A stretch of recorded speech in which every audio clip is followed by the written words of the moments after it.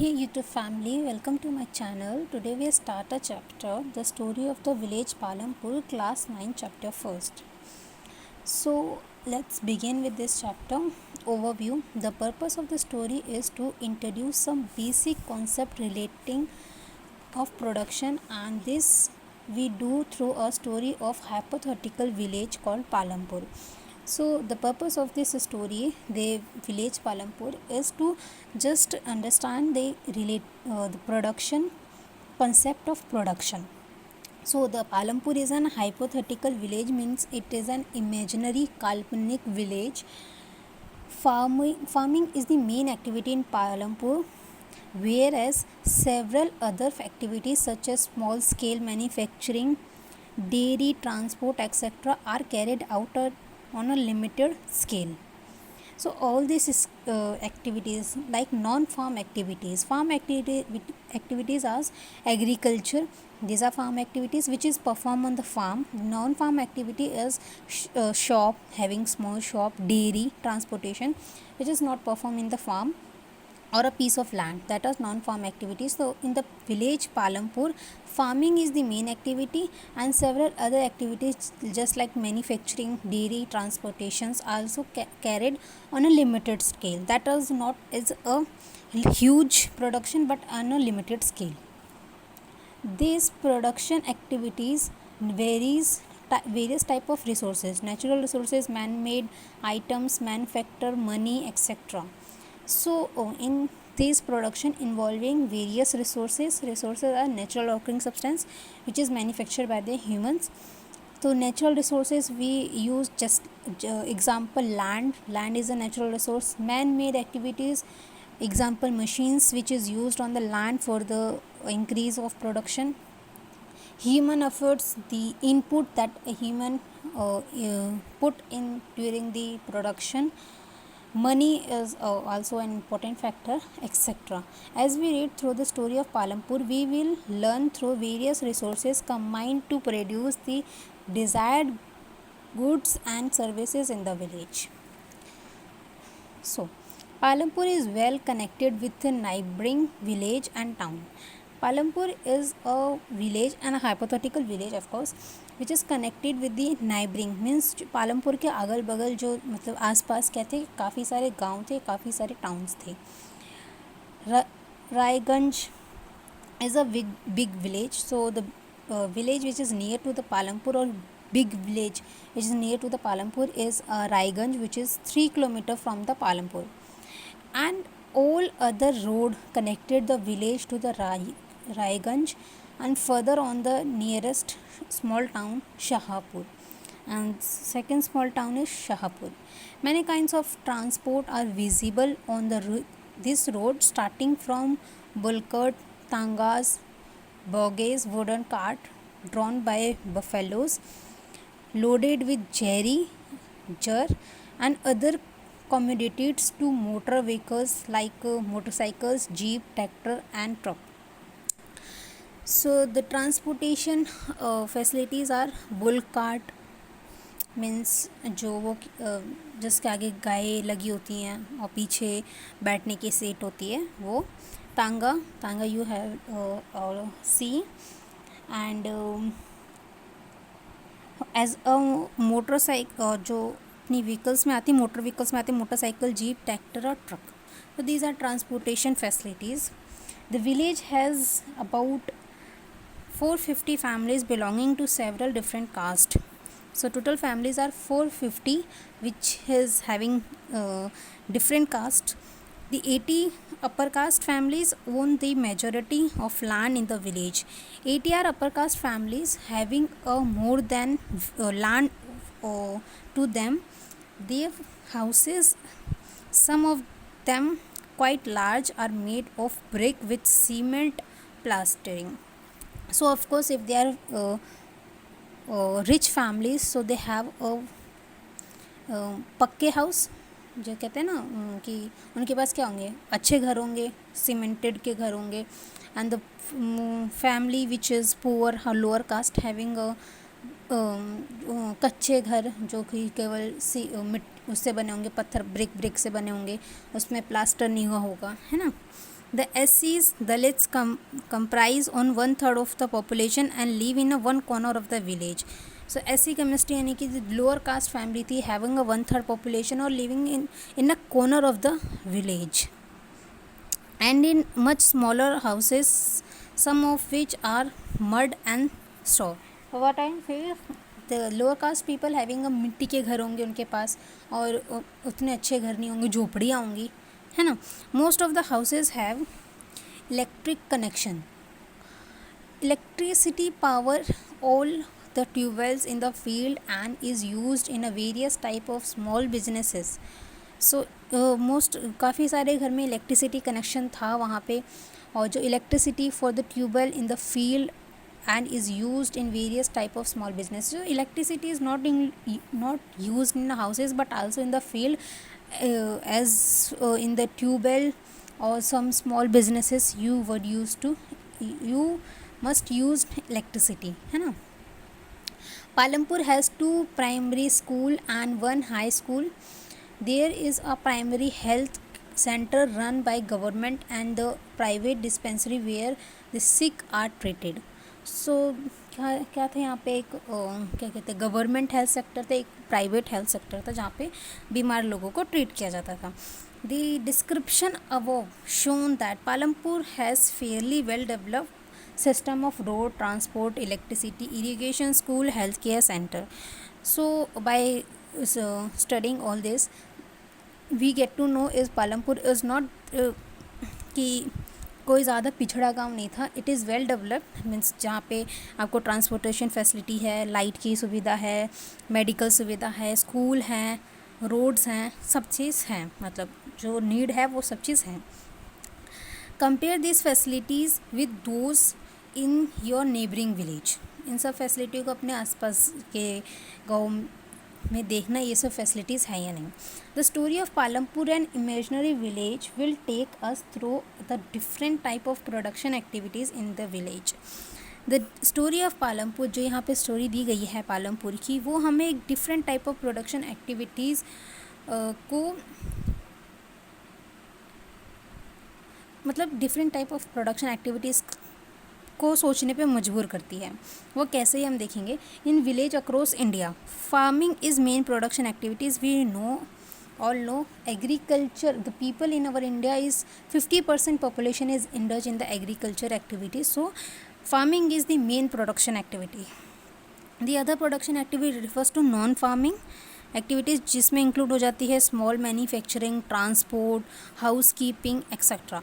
We shall take a look at both these type of activities after learning a few general things about production. So we have to take a look on it, but before we have to understand the basic or general thing about the production.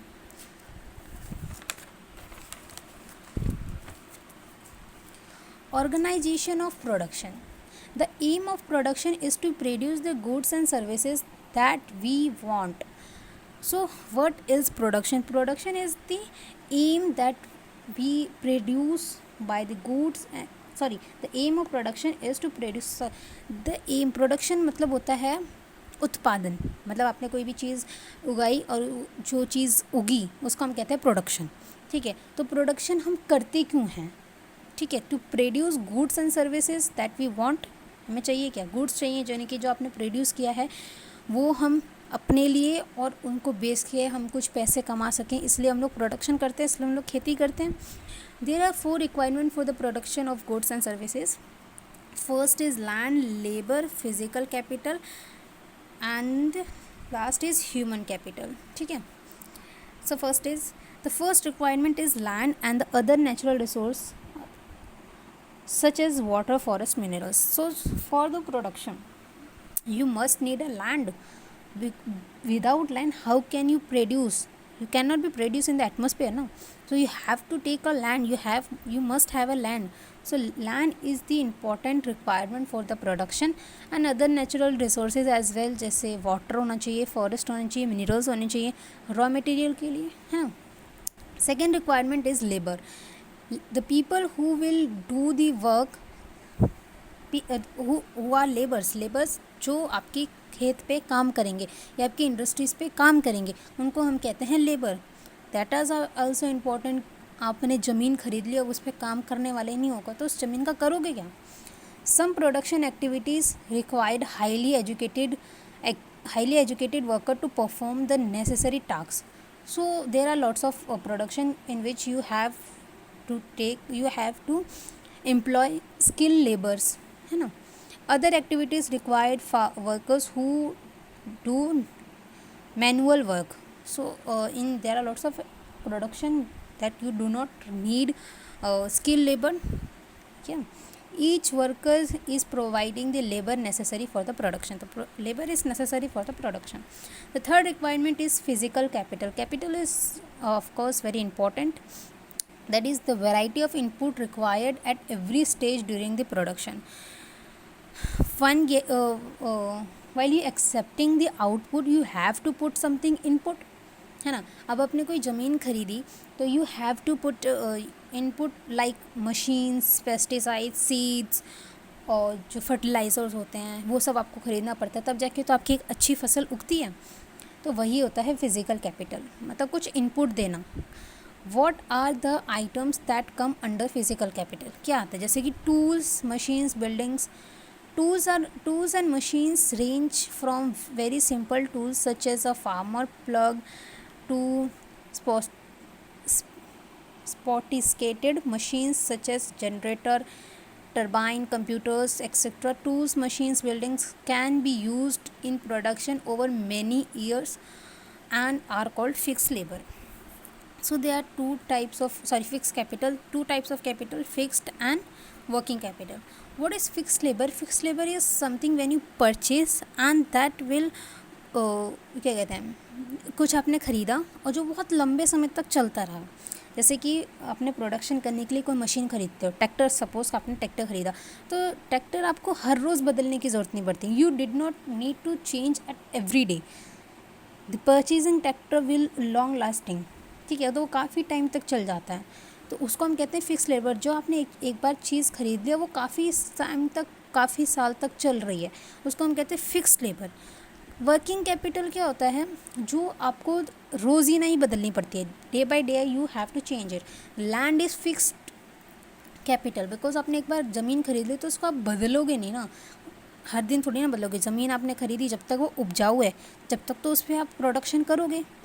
Raw material and money in hand. Production required a variety of raw materials such as urn used the weaver and the clay used by the potter. Also, some money is always required during the production to make payment and buy other necessary items. Raw material, money in hand are called working capital. Unlike tool, machines or building, they are used up in the production. सो जैसे कि मैंने कहा कि ये जो चीज़ है, जैसे कि इधर बोला था यान जो कि एक वीवर को चाहिए होता है, और वैसे ही क्ले जो कि एक पॉटर को चाहिए होता है, तो ये इनको रोज़ीना चाहिए होता है।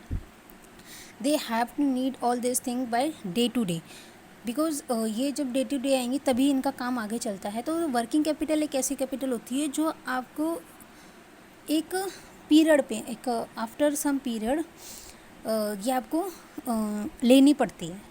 बट फिक्स कैपिटल में ऐसा नहीं होता। फिक्स कैपिटल में क्या होता है, आपने एक बार ख़रीद ली, then you have to no need to change on a frequent interval, वो बहुत लंबे समय तक आपके काम आती हैं। There is a fourth requirement too, you will need knowledge and enterprise to be able to put together land, labor and physical capital and production and output, either to use yourself or to sell in the human market. So by all this you have knowledge and enterprise to able कि जो आपने चीज़ें ली हैं, जो आपने चीज़ें produce करी हैं, उनको आप सही जगह यूज़ कर सको। तो इसमें होता है हमारा ह्यूमन कैपिटल होता है। बेसिकली जो हमारा फोर्थ है वो ह्यूमन कैपिटल है। Human capital is very important, क्योंकि जो आपने चीज़ें प्रोड्यूस करी है उनको कहाँ पे सही जगह पे आप यूज़ कर सकते हो, कैसे आप यूज़ कर सकते हो, किस हद तक यूज़ कर सकते हो, कितना आपका प्रॉफिट होगा, कितना आपको लॉस होगा, उससे आपको फ़ायदा हो रहा है कि नहीं हो रहा, मतलब वही प्रॉफिट। तो वो जब प्रॉफिट होता है इंसान तभी वो सब काम करने को तैयार होता है। तो इस वजह से जो फोर्थ आपकी रिक्वायरमेंट है वो है ह्यूमन लेबर, और सबसे इम्पॉर्टेंट है भी है। ठीक है। जब तक आपको पता ही नहीं होगा कि यूज़ कैसे करना, अब आपके पास कितने भी आपके पास 1 करोड़ रुपए, आपको पता ही नहीं उसको इन्वेस्ट कैसे करना, तो आप 2 मिनट में उड़ा दोगे, ठीक है। पर आपको इन्वेस्टमेंट पता है तो आप 1 करोड़ के 10 करोड़ भी बना सकते हो, तो ये बात है। In the picture identify the land, labour and fix capital use in the production. देखो जहाँ पे ये इंडस्ट्री है किसकी है, a factory which several labours and heavy machines. तो आई थॉट ये कपड़े वगैरह कुछ कर रहे हैं, तो कुछ भी कर रहे हो, सपोज़ करो ये जो इंडस्ट्री है ये लगी कहाँ पे, लैंड पे, मतलब स्टैब्लिश कहाँ पे हुई है, लैंड पे। ये जो आदमी दिख रहे हैं ये क्या है, लेबर। फिक्स कैपिटल क्या है, इसमें से मशीन्स, और जो ये मशीन्स जिस द्वारा बनी है वो क्या है, human capital. Every production is organised by combining land, labour, physical capital and human capital. तो जो भी प्रोडक्शन होता है, how it is possible, by all 4 factors which are known as factor of production. As we read through the story of Palampur, we will learn more about the first 3 factor of production. For convenience, we will refer to the physical capital as the capital in this chapter. So let's begin with this. Farming in Palampur. Now we will taking example of again Palampur and knowing the with the separate land, labor, physical capital और human capital. Land is fixed. अब देखो क्या है कि अगर आपके पास जितना land है वो लैंड तो फिक्स है ना, वो लैंड बढ़ेगा तो नहीं ना वो घटेगा। जितना आपके पास, सपोज़ करो आपके पास इतना लैंड है, तो ये जो लैंड है ये फिक्स्ड है आपके पास, ठीक है। तो इसलिए कहते हैं जो लैंड है वो फिक्स्ड है, तो इसी लैंड पे आपको इतनी प्रोडक्शन करनी होगी कि आपका फ़ायदा हो सके, आप खा सको और उसको बेच के आप पैसे भी कमा सको। Farming is the main production activities in the Palampur, ये हमने पहले बता दिया। 75% of the people who are working are dependent on farming for their livelihood. तो 75% जो पीपल हैं, वहाँ के रहने वाले लोग हैं, depend on the farming for किस लिए, अपनी लाइवलीहुड को चलाने के लिए। दे वुड बी फार्मर और फार्म लेबर, मीन्स या तो वो फार्मर है और या फिर वो फार्म, या तो उनका खुद ही के खेत पे वो खेती करके पैसे कमा रहे हैं या फिर वो दूसरे के खेत पे खेती करके पैसे कमा रहे हैं। The well being of these people is closely related to the production of the farms, but remember that there is a basic constraint in raising farm production. देखो एक चीज़ याद रखो कि प्रोडक्शन ऐसे ही नहीं बढ़ जाता, इधर क्या होता है, काफ़ी सारे कंस्टेंट आते हैं, काफ़ी सारे रिस्ट्रिक्शन होती है फार्म प्रोडक्शन को भी बढ़ाने के लिए। Land area under cultivation is practically fixed since 1960 in Palampur, there has been no expansion in land area. तो 1960 के बाद जो मतलब 1960 के बाद जो पालमपुर में लैंड जो था वो फिक्स्ड था, मतलब इतना पालमपुर का लैंड है ये फिक्स्ड है। एक फार्मर के पास कितना लैंड है ये भी फिक्स्ड है। अंडर कल्टिवेशन के लिए, ठीक है। But then some of the waste land in village has been convert to cultivated land. फिर क्या हुआ कि जो वेस्ट लैंड था, यानी कि जो लैंड यूज़ नहीं था या फिर जिस लैंड को हम लोग यूज़ करके एक कल्टिवेटेड लैंड बना सकते हैं, वो हमने किया, मतलब जो पालमपुर के लोग थे उन्होंने किया। There exist no further scope to increase farm production by bringing new land under cultivation. तो अब वहाँ पे क्या हो गया, कोई लैंड बचा ही नहीं। तो अब जितना पालमपुर का लैंड था वो सारा यूज़ हो गया।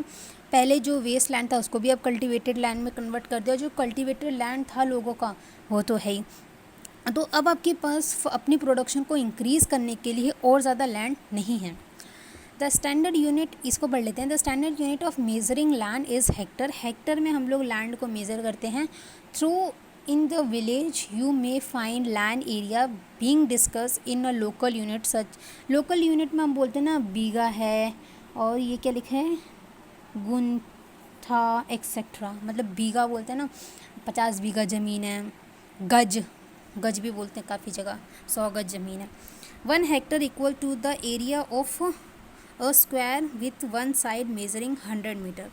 तो 1 हेक्टेयर कितना हो जाता है,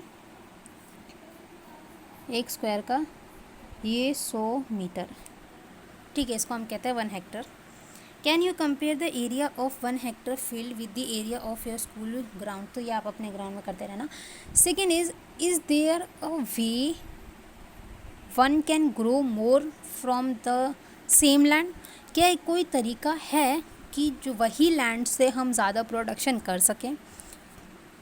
क्योंकि लैंड तो फिक्स है ना, आप to increase your production you can not take more land is fixed, वो फिक्स्ड हो चुका है। तो जितना आपके पास लैंड है उस पर आपको उतनी प्रोडक्शन करनी पड़ेगी कि आपका भी खुद का पेट भर सके और आप उसको बेच के अपना प्रॉफिट भी कर सको। In the kind of crop grown and facility available, Palampur will resemble a village of western part of state of Uttar Pradesh. सो जो टाइप ऑफ क्रॉप्स हैं जो पालमपुर में मिलती हैं वो किससे रिजेंबल करती हैं, मतलब किस, जो वेस्टर्न उत्तर प्रदेश है ना वहाँ पे जैसे क्रॉप उगाई जाती है ठीक वैसी क्रॉप पालमपुर में भी उगाई जाती हैं। No land is left idle during the rainy season, kharif farmers grow jowar and bajra. जो रेनी सीज़न आता है, जो खारिफ क्रॉप का सीज़न आता है, उसमें जो फार्मर होते हैं वो क्या ग्रो करते हैं, ज्वार और बाजरा। These plant are used as cattle feed. और इन ये जो होते हैं ना, इनको जो कैटल होते हैं यानी कि जो बफेलोज वगैरह होते हैं उनको खाने में भी, उनको भी खाने के लिए दिया जाता है। आपने देखा होगा बाजरा काफ़ी सारी गायों को डाला जाता है, ज्वार होता है वो डाला जाता है। It is followed by cultivation of potato between October to November. और जो अक्टूबर और नवंबर में क्या कल्टीवेट करते हैं, पटैटो को कल्टीवेट करते हैं। In the winter season rabi field are grown sown with wheat. और जो विंटर सीजन जब ठंडियों का टाइम आता है तो फार्म पे क्या उगाया जाता है, गेहूँ उगाया जाता है। From the wheat produced farmers keep enough wheat for the family consumption and sell the surplus wheat to at the market of Raiganj. So जितना उन्हें ज़रूरत थी दे टेक इट, जितनी उनकी ज़रूरत थी उन्हें ले लिया, और बाकी का जो सरप्लस होता है, सरप्लस यानी कि जितनी आपको रिक्वायरमेंट है उतना आपने रख लिया अपने यूज़ के लिए, और बाकी का जो बचा उसको हम सरप्लस कहते हैं। तो जो बाकी का बचा उसको आपने कहाँ कर दिया, जो पास के मार्केट होते हैं वहाँ पे बेच दिया। A part of the land area is also devoted to the sugarcane which is harvested once every year.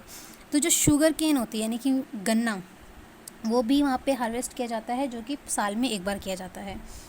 Sugar cane in this raw form और as a jaggery is sold to trade in Shahpur.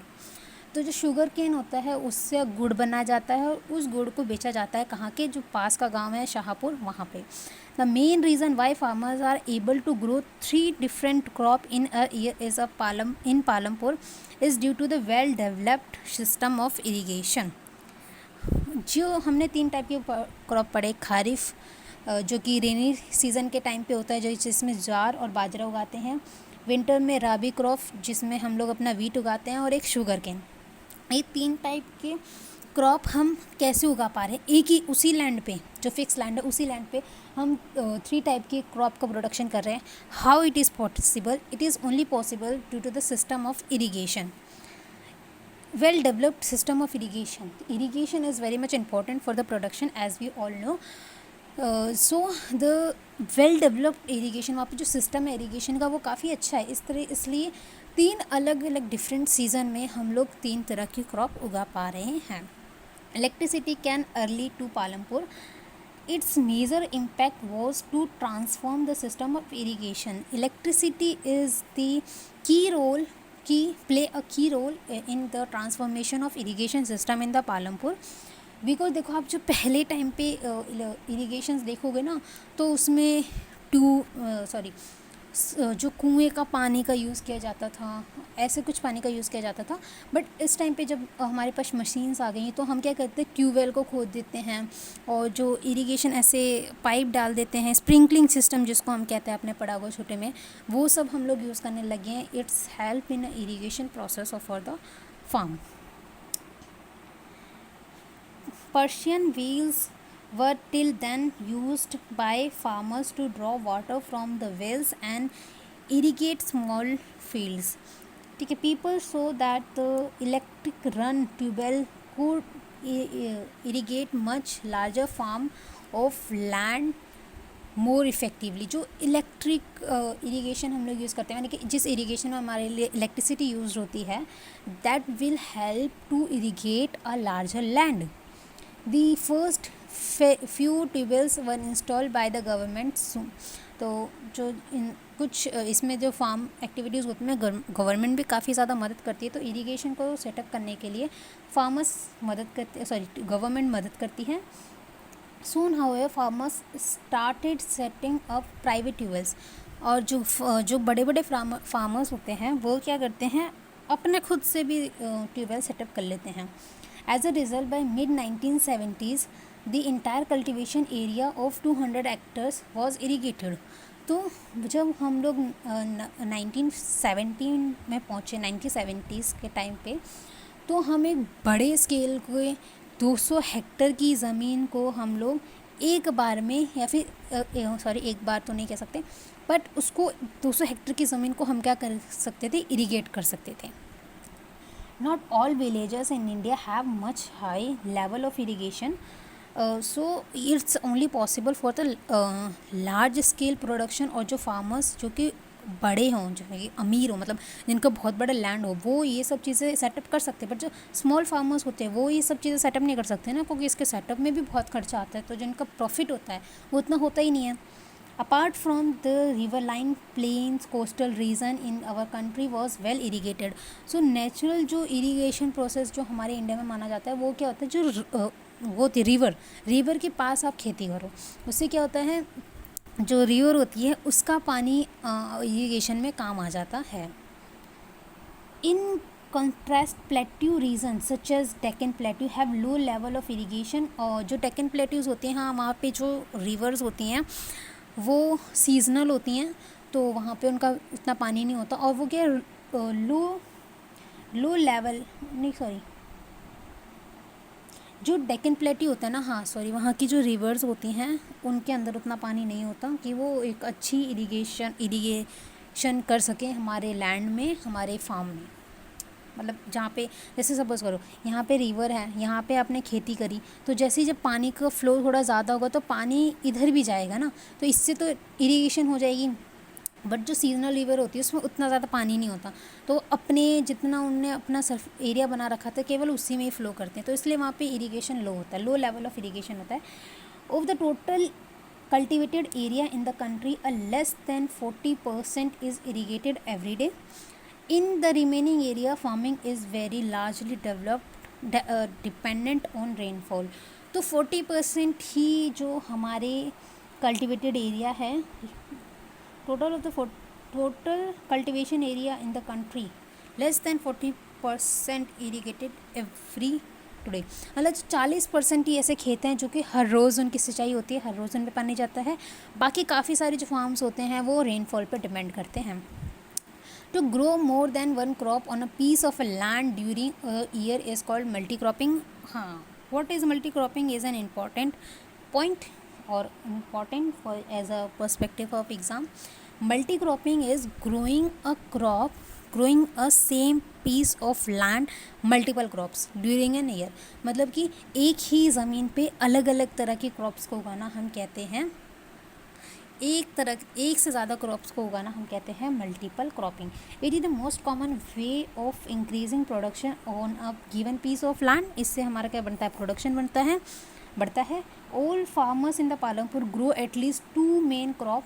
Main are growing potato and the third crop is the past 15 or 20 years. तो जो दो तरह की, जो पालमपुर के जो villagers थे वो 2 तरह की क्रॉप्स तो उगाया ही करते थे, और जो थर्ड क्रॉप वो जो एज उगाने को लेते थे वो था उनका पटैटो यानी कि आलू। ये तो आप खुद से पढ़ना, लेट्स डिस्कस वाला। आगे बढ़ते हैं। You have seen that one way of increasing production from the same land is multi cropping. तो हमने देखा कि जो अपने लैंड पे प्रोडक्शन को इंक्रीज़ करने के लिए हम एक क्या मेथड अपना सकते हैं, मल्टी क्रॉपिंग का। The other way is to be used modern farming method for higher yield. ज़्यादा प्रोडक्शन करने के लिए हम एक दूसरा मेथड क्या यूज़ कर सकते हैं, मॉडर्न टेक्निक्स को यूज़ करें रेदर देन अपनी ओल्ड टेक्निक्स को यूज़ करने से। Yield is measured as crop production on a given piece of land during a single season. Yield क्या होता है कि एक सीज़न में जो आपने क्रॉप उगाई उसका कितना प्रोडक्शन हुआ, तो हम कहते हैं ना हायर यील्ड, मतलब जितनी आपने क्रॉप उगाई एक सीज़न में, जैसे सपोज़ कर लो राबी क्रॉप आपने उगाई विंटर सीज़न में, ठीक है। तो उसमें आपने जब क्रॉप उगाई तो आपका कितना प्रोडक्शन हुआ, उसको हम क्या कहेंगे, यील्ड कहेंगे। Till the mid 1960s, the seeds used in cultivation were traditionally ones with relatively low yield. तो 1960 में जो हम कल्टीवेशन के लिए यूज़ कर रहे थे, मतलब कल्टीवेशन जो हम करते थे उसमें लो यील्ड प्रोड्यूस होती थी, यानी कि उतना ज़्यादा प्रोडक्शन नहीं होता था। Traditional seeds needed less irrigation, जो ट्रेडिशनल सीड्स थे उनको कम पानी की ज़रूरत होती थी। Farmer use cow dung and other natural manure as a fertiliser, तो पहले ज़माने में गोबर जो होता था उसको एज अ मैनुअल और नेचुरल फर्टिलाइज़र कंसिडर किया जाता था। All these were readily available with the farmers who did not have to buy them. ये सब वो बाय नहीं कर सकते थे, वो क्या करते थे, नेचुरल तरीके का यूज़ किया करते थे। The green revolution in late 1960s introduce the Indian farmer to cultivate of wheat and rice using high yield variety of seeds. So green revolution, famous green revolution you all know, 1916 में जो 1960s में जो हुआ था, it will introduce the Indian farmer to produce high yield variety seeds. Cultivation of wheats are right for the high yield variety seeds. Compared to the traditional seeds, the HIV seeds promise to produce much greater amount of grain on a single plant. तो क्या हो गया कि पहले population कम थी तो आप natural तरीका का यूज़ करते थे, तो उससे जितना प्रोडक्शन होता था ना वो सफिशिएंट हुआ करता था। बट अब प्रोडक्शन बढ़ चुकी है इंसान की, मतलब अब पॉपुलेशन बढ़ चुकी है, तो इसके लिए हमें प्रोडक्शन भी बढ़ानी पड़ेगी, और प्रोडक्शन नेचुरल रिसोर्स नेचुरल तरीके से उतनी ज़्यादा नहीं हो रही थी। और जो हमने ये केमिकल्स जो ये HIV जो सीड्स हैं, तो इनका जब हमने यूज़ किया तो जो हमारी प्रोडक्शन थी वो बढ़ी। एक सिंगल प्लांट से आप सिंगल प्लांट से आप ग्रेटर अमाउंट ऑफ ग्रेन क्या कर रहे थे, प्रोड्यूस कर रहे थे। As a result the same piece of land would now produce far large quantity of food grains than was possible earlier. तो वो यही सेम पीस ऑफ लैंड पे अब प्रोडक्शन और बढ़ गई, ठीक है। HIV seeds however needed plenty of water and also chemical fertilizer and pesticides. जो HIV seeds होते हैं they are not easily grown, they need a fertilizers, pesticides for their growing, for their good growing, मतलब अच्छी production के लिए, ठीक है। देखो मॉडर्न फार्म टेक्निक यहाँ मेथड यहाँ पे बता रखे हैं। HIV सीड्स चाहिए, फर्टिलाइज़र चाहिए, पेस्टिसाइड चाहिए, इरीगेशन के लिए आपके पास ऑप्शन है जैसे कैनाल हो गया, पम्प सेट हो गया, इलेक्ट्रिसिटी हो गई, पम्प सेट यानी कि ट्यूबवेल्स हो गए, डैम्स हो गए, ठीक है। वैसे आपको मॉडर्न मशीन्स चाहिए जैसे कि फार्म, जैसे ट्रैक्टर हो गया, डीजल उसको चलाने के लिए चाहिए होता है। तो ये सब चीज़ें रिक्वायरमेंट होती है HIV सीड्स को उगाने के लिए। Pesticides to produce best result. High yield were possible only from the combination of HIV seeds, irrigation, chemical fertilizer and pesticides. इन सबको चाहिए आपको क्या उगाने के लिए, HIV सीड्स उगाने के लिए। Farmer of Punjab, Haryana and western Uttar Pradesh were the first to try out the modern farming method in the India.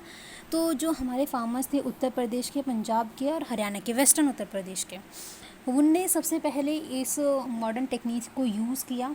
The farmer in this area in this region set up tubewells for irrigation and made use of HIV, chemical fertilizers and pesticide in the farming. So they use all of this thing for their production, or in simple word they use modern technique for their production.